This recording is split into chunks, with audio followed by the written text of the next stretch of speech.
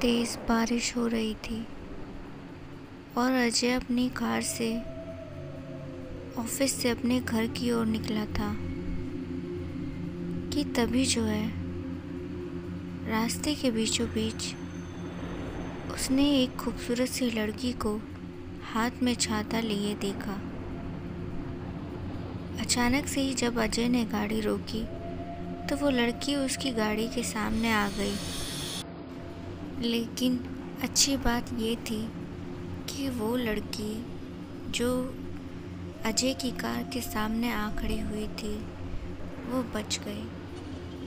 अजय ने अपनी कार से बाहर की ओर झांकते हुए कहा, पागल हो क्या? यहाँ रास्ते के बीचों बीच क्या कर रही हो?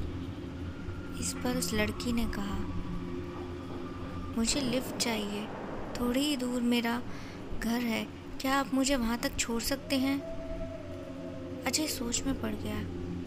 उसे लगा कि इस अनजान रास्ते पर किसी लड़की को लिफ्ट देना क्या सही होगा। वैसे भी इस रास्ते पर सुना है चोर लुटेरे घूमते हैं, कहीं ये भी तो उनमें से ही कोई नहीं।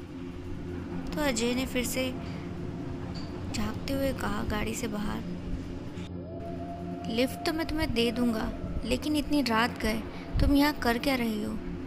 इस पर उस लड़की ने कहा, देखिए ये मेरा पर्सनल मैटर है, आप इसमें कुछ भी मत पूछिए। अगर आपको लिफ्ट देनी है तो ठीक है, नहीं तो जाइए। तो अजय को लगा कि चलो उसको लिफ्ट दे देनी चाहिए, क्योंकि वो लड़की कुछ गड़बड़ नहीं लग रही थी। अब वो लड़की जो थी इसके बाद अजय के साथ गाड़ी में आगे की ओर बैठ गई और अजय ने उससे पूछा कि कितनी दूर जाना है, कहाँ पर है तुम्हारा घर? इस पर उस लड़की ने कहा, यहाँ से राइट लेंगे तो ज़्यादा दूर नहीं है। तो अजय फिर अपनी गाड़ी को उसी ओर ले लेता है और कुछ दूर जाकर कुछ 20 मिनट की दूरी पर एक बड़ा सा बंगला जो है अजय को दिखाई देता है। वो लड़की उस बंगले को देखकर इशारा करती है तो अजय उस बंगले के आगे जाकर अपनी कार को पार्क कर देता है और फिर वो लड़की जो थी उस बंगले में अंदर चली गई। यहाँ पर अजय ने देखा कि उसकी सीट पर जो है गाड़ी की एक पर्स रखा हुआ था। तभी उसे याद आया कि ये पर्स तो उस लड़की के पास था। तो यहाँ पर अजय को लगा कि ये जो पर्स है इसे लौटा देना चाहिए, शायद उस लड़की को इस पर्स की ज़रूरत हो। और फिर अजय भी जो था बारिश में ही अपनी कार से नीचे उतरा और वो पर्स लेकर उस बंगले में गया।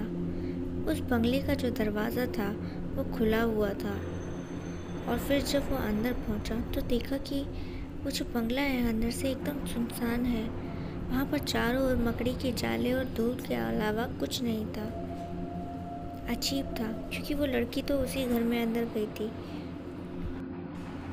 अजय ने ज़ोर ज़ोर से उस घर में आवाज़ें लगाई, लेकिन वहाँ कोई नहीं मिला। अजय को ये सब अजीब लगा। उसे लगा कहीं वो किसी मुसीबत में तो नहीं फंस गया है। उसने तुरंत ही वो बैग जो था वहीं पर फेंक दिया और बाहर की ओर जाने लगा। तभी जो मेन रोड था वो खुद ब खुद बंद हो गया। उसने किसी के कदमों की आहट सुनी तो वो वापस पलटा तो देखा कि ये तो वही लड़की थी जिसे उसने लिफ्ट दी थी। वो लड़की जो थी बड़े ही अजीब ढंग से जो है उसकी ओर बढ़ने लगी।